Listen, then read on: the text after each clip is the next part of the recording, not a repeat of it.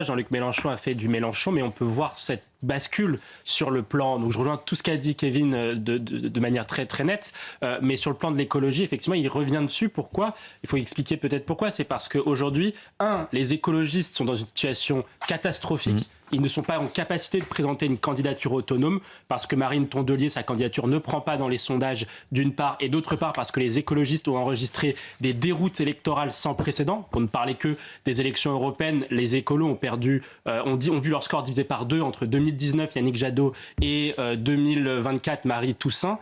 Et puis ensuite, donc les Verts ne sont pas chers à acheter, ça c'est le premier point. Et puis deuxième point, c'est que le PS lui-même aussi, qui parle aussi un peu d'écologie, a vu sa primaire, le barycentre de sa primaire, se déporter un peu plus sur le centre en intégrant Place Publique et Raphaël Glucksmann. Donc probablement le PS va proposer un candidat à l'extérieur de à l'extérieur de la France insoumise. Et donc dans ce duel-là, il a besoin des Verts pour être devant le candidat socialiste, que ce soit François Hollande, Glucksmann ou peu importe qui d'autre. Et donc c'est pour ça qu'il essaye de... Et alors justement, question, il a dit on a beaucoup travaillé cet été avec les Verts populaires. C'est qui les Verts populaires ?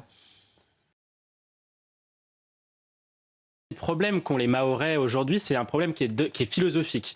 Les pouvoirs publics français, notamment sous Emmanuel Macron, mais d'ailleurs ça date d'avant, privilégient davantage les conditions, les droits des Comoriens, par exemple, plutôt que la sécurité des Mahorais. Et en fait, ils se retrouvent face à une forme de préférence étrangère, les Mahorais. C'est ça qu'ils disent aux politiques. Pourquoi vous nous laissez accueillir de manière impossible, parce qu'il y a aujourd'hui 40 à 50% de la population sur l'île, enfin sur l'archipel, qui est étrangère en situation clandestine, c'est colossal. 50% sont des Comoriens. Pourquoi vous n'engagez pas un rapport de force avec les Comores ?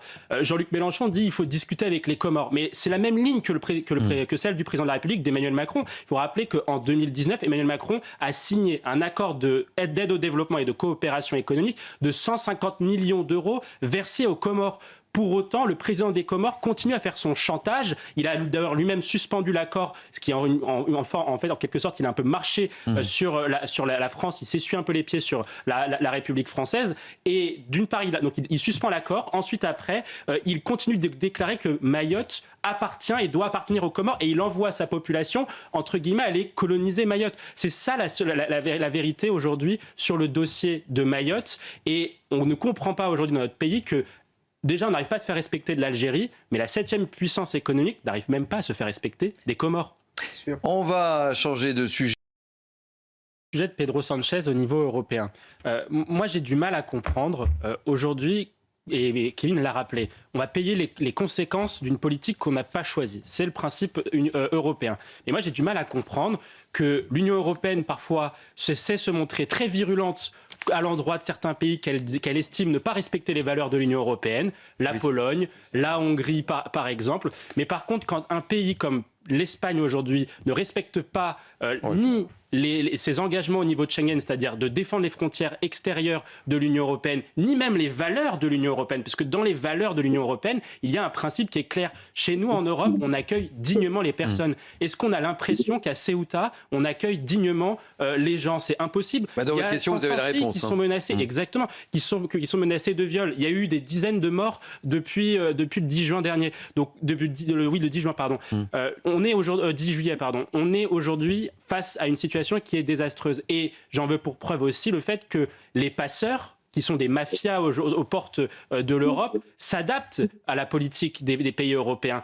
Selon les chiffres de Frontex en 2025, donc bien avant le drame de Ceuta, toutes les voies migratoires clandestines à destination de l'Europe, donc la voie vers les Balkans, la voie vers l'Europe centrale, donc c'est-à-dire vers les pays d'Europe de l'Est, et également la voie vers l'Italie, donc la Méditerranée centrale, toutes ces voies-là baissent. Pourquoi ? Parce que les passeurs ont réorienté les flux migratoires d'Afrique du Nord vers l'Espagne, parce qu'ils considèrent que l'Espagne, c'est le point faible de l'Union européenne. Plus 14% d'entrées illégales en Espagne en 2025 selon Frontex. Donc ça veut bien dire qu'il y a aujourd'hui une corrélation entre une forme de diplomatie des bons sentiments menée effectivement par des élus de gauche et socialistes au niveau européen et ce que font la politique des passeurs pour gagner de l'argent en utilisant l'immigration. C'est quelque chose qui est désastreux et les pays européens n'ont pas à payer les conséquences de politiques qu'ils n'ont pas choisies. Alors justement, vous parliez de Pedro Sanchez et vous l'aviez automne, printemps, hiver, mon cher Kevin Bossuet, c'est le moins qu'on puisse dire. Certaines personnes réagissent en disant Kevin Bossuet, je regarde toujours mon téléphone, mais il est en grande forme. C'est moi comme hier à critiquer ce qui se passait à Ceuta et les propos quand même plus que nuancés d'Emmanuel Macron sur cette politique. Hein. Oui, parce que Emmanuel Macron et Pedro Sanchez partagent une proximité politique et idéologique très forte. L'enjeu aujourd'hui au niveau européen, c'est qu'il ne faut pas que ce soit ceux qui veulent plus d'immigration qui n'en subissent pas les conséquences.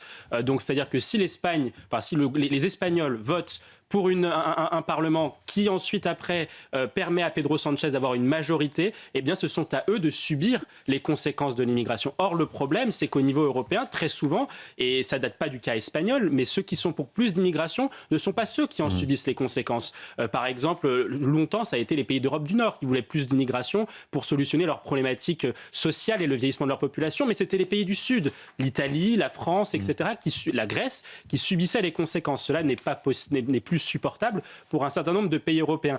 Donc un des enjeux qu'on aura au niveau européen, donc au niveau du Conseil, c'est d'une part de mettre un peu au banc du Conseil européen l'Espagne qui ne respecte pas les règles, comme parfois d'autres pays ne respectent pas les règles, on le fait, pourquoi on ne le ferait pas pour l'Espagne? Et au niveau de la Commission, il va falloir s'interroger aujourd'hui sur quelle sera la politique migratoire de l'Union européenne. Moi j'ai un chiffre à donner qui va faire tomber de sa chaise toute personne qui nous écoute, c'est qu'aujourd'hui on a délégué la protection des frontières extérieures à l'Union européenne, à l'agence Frontex. Et vous savez que le budget de Frontex, c'est 3% du budget de l'Union européenne.